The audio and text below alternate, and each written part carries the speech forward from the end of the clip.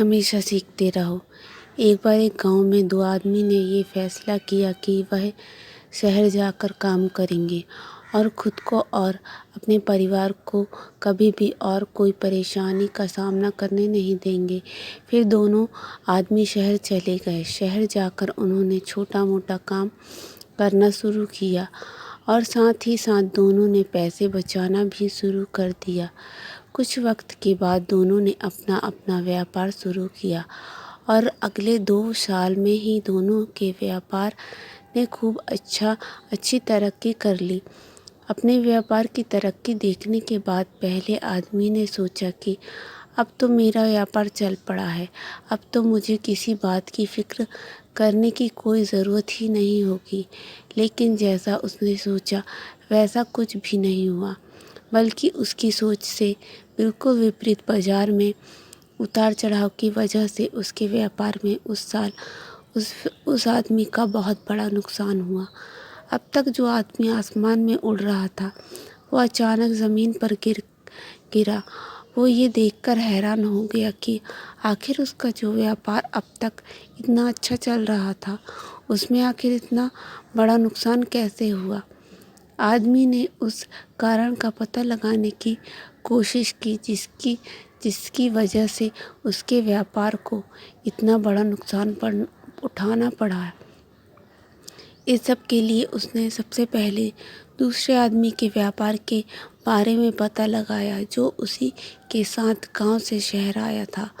वो आदमी ये देखकर हैरान रह गया कि इतनी व्यापारिक मंदी के होते हुए भी उस दूसरे आदमी का व्यापार फ़ायदे में चल रहा है। उस आदमी ने ये फैसला किया कि वह जल्द ही दूसरे आदमी के पास जाकर इसकी वजह का पता लगाएगा। अगले ही दिन सुबह होते ही वो आदमी दूसरे आदमी के पास गया।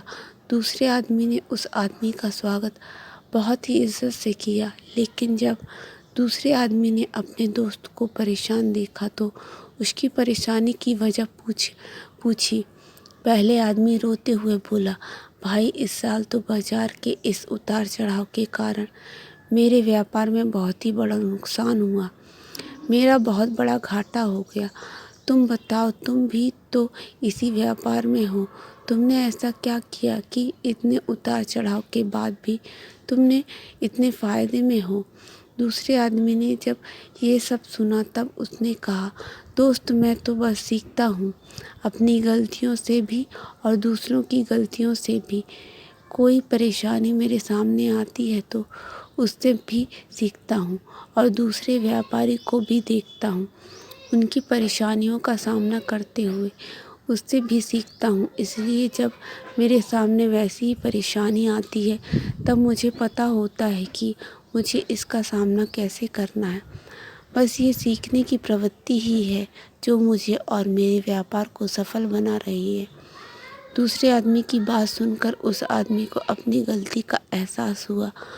उसे समझ आ गया कि वो खुद पर अति आत्मविश्वास करने लगा था और सीखना छोड़ दिया था। फिर उस आदमी ने ये फैसला किया कि वो कभी सीखने की चाह नहीं छोड़ेगा।